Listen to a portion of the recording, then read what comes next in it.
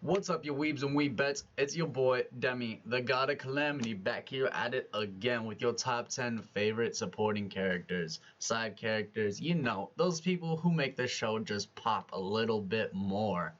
And we're going to start this list off with an absolute banger of a character. Now, I actually do not like this show in general. I think that they played the show out wrong. They had three fantastic characters that could have been the main cast. Like, why didn't you use the three that were the main cast? Like, guys, Izaya Orihara from Dorara, God tier funniness. Like, he just straight up comes into this show, like, has a girl get kidnapped, pretending to be him, and then leads her to like the top of the building to convince her that suicide is not the answer. Like, you're just being a trash human, and I'm just like, bro, come on, like, you need to calm down on like this vicious factor. Like, you're going all these lengths just to make a point. And she's like, why? Because I think it's fun watching you humans. Like, he's not part of the human race, you stupid info broker. Go sell your info to someone else. 10 out of 10 character. I wish he would have popped up a lot more, but you guys need to check him out. And number 9 is Teresa from Claymore. Now, she doesn't really make that much of an appearances, except in the beginning and at the end. But when she makes an appearance. Like, the end, she's easily one of the most overpowered characters. Like, she comes out of the main character's body, and then it's just like obliterates the enemy. It's just like, bro, Teresa, take down like your vicious factor. Like, you need to stop. Give the MC a chance to lose, and then pop out with this stuff. Like, no need for this Goku. Like, you just popped out and just wiped his floor. Seriously, Teresa, calm down. And number 8, and this is honestly one of my favorites of all time. I wish I could rate him higher, but because of the fact that he was only around for the beginning of the episodes when he died, but he made such a strong impact in the show, he had to be on this list. It's Kamena from Gurren Lagann, my boy. And man, let me tell you about Kamena. Like, this man made the show. He's the reason why I continued watching Gurren Lagann all the way to the end, which is an absolute banger of a show. But he really, like, he bumped it. It was a good 8 or a 9, but he bumped it up to a 10 from the beginning. And he died in the beginning. Like, he really just elevated the show with just his presence. Because you guys know the meme of the introvert extrovert, like the extrovert reaching out a hand and pulling the introvert up. That's him. Like, he literally took the MC who was introverted, like, didn't know what to do with himself, and like was like, I have no belief, I have no confidence, and gave himself confidence. It's just like, you just gotta believe, man, and believe. It's just like, he's one of the greatest side characters, and he's only around for a little bit, so you just see that part of him, and then you just see the evolution of the main character thanks to him. And his iconic glasses, can't get over it. I love it. The fashion was great. He was a great character. I wish he didn't die so soon, but he really made the show. He made Gurren Lagann. He was the force behind it. And number 7. Now, this is an extremely tough choice because I limited one character per anime, and this choice, whew, let me tell you, boys, like, this choice is tough. Tough. Like, super tough. Like, I had to choose between Maze Hughes and Roy Mustang for Full Metal Alchemist and Brotherhood. Like, guys, mate, like, I had to choose Roy Mustang. My boy, Roy. Oh my god. Bro, his fight versus Envy and Brotherhood, easily one of the greatest fights of all time. Like, I get chills thinking back to it because Envy has the power to take on anything he sees. Normally when he kills someone, he takes on the appearance of a lover or someone close to you, so you hesitate, and then he kills you. He tried taking on Maze Hughes, Roy's best friend, who died because of Envy. He took on Maze Hughes when he was attacking Roy. And Roy's just like, are you kidding me?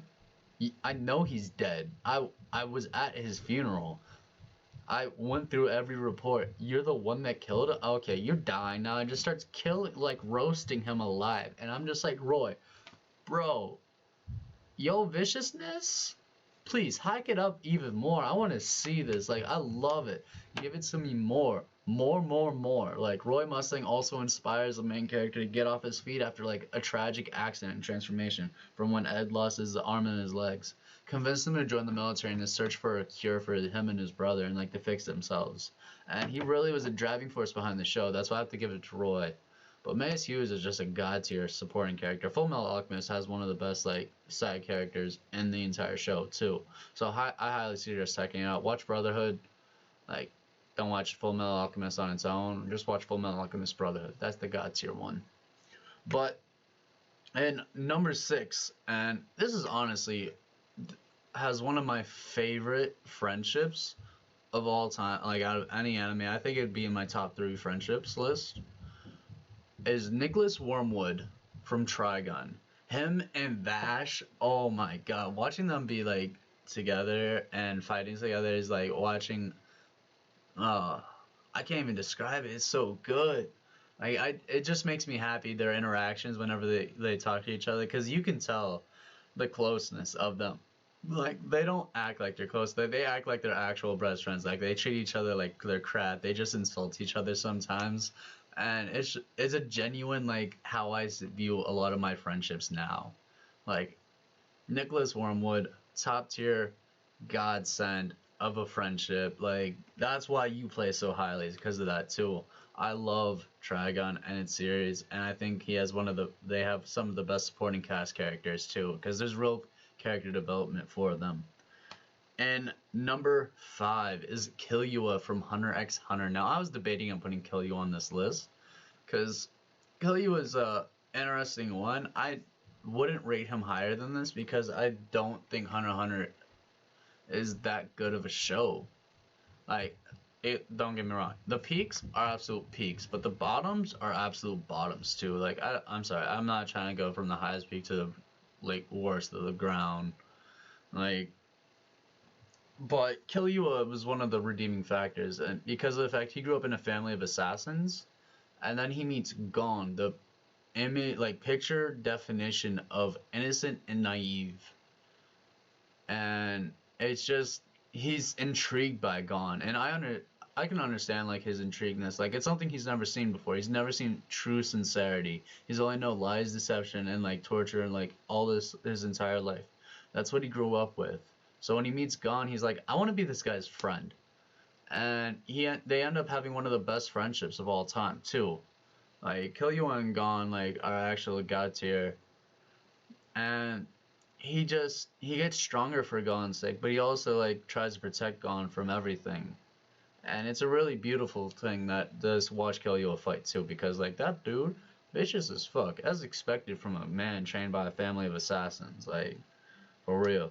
And number 4 is my man, Kun Aguero Agnes, and from Tower of God, and I cannot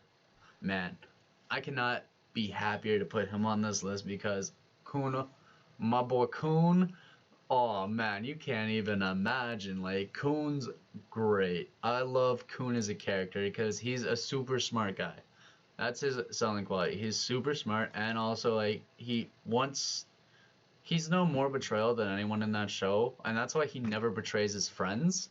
And I love it because you just see like his willingness. He has to sit there and like overthink everything, and I feel that pain so much because like I'll sit there and be like, man, am I overthinking this? What if this? What if this? What if this? And he goes through that entire thing, and it's helpful because now he has his comrades who will sit there and help him make a fucking decision on time and open doors for him. Like that's actually like explicitly stated in one of the episodes. I'm just like, man, Kun, bro, you need to calm down over there. Like he's a high class like functioning man. Like, bro. Go check out Tower of God. 10 out of 10, absolute banger, best anime 2020. I said it, you heard it first from the God of Calamity, but Kun, is an absolute godsend. Check him out. Watch him. Love him. You're going to.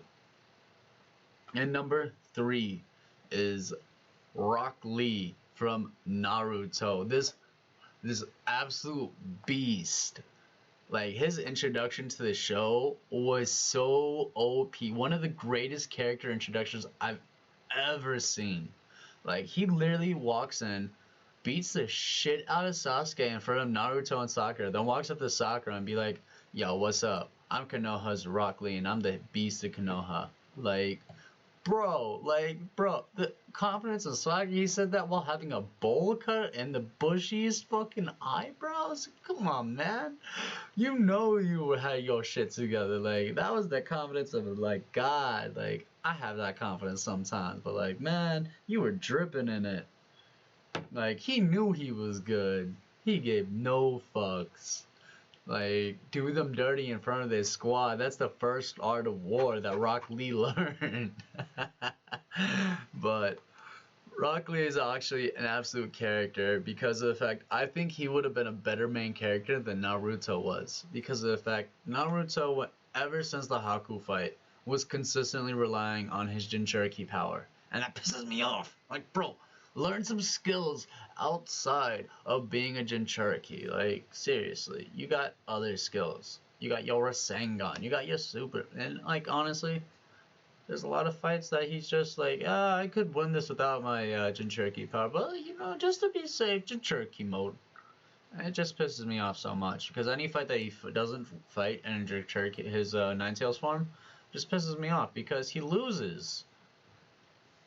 And it's just like, bro, learn to control yourself. Rock Lee, now Rock Lee has the major backstory to be a main character because he can't use Genjutsu or Ninjutsu. Two major detriments to being a ninja. All he uses Taijutsu, hand-to-hand combat. You know, punching, kicking, beating the shit out of your opponent. Like, that's what he does.